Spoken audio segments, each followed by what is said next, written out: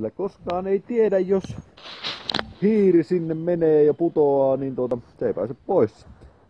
Tämä on tulevan videon opetus ja mennään katsomaan videon sisältöä. Eli ei. Hyvä sankko. Niin mikä siellä on? Se on mennyt siinä eikä pääse pois. Tuo on mennyt tänne eikä se pääse pois. Hyvä tyttö. Hyvä tyttö. Se on niinku Paavo. Se on siellä niinku Paavo. Hyvä tyttö. Hyvä tyttö. Ja tosivakin söitä. Ei saa purra.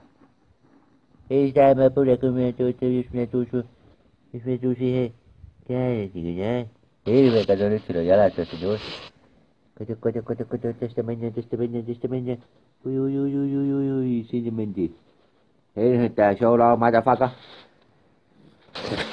Eli siis, tarinan opetus oli, täytyy muistaa sulkea nuo sankot tai laittaa niihin jotkut tikut tai puupalat, että ne pääsee periaatteessa sitten kipeämään pois. Tai tarkastaa nuo sankot ja purkit aina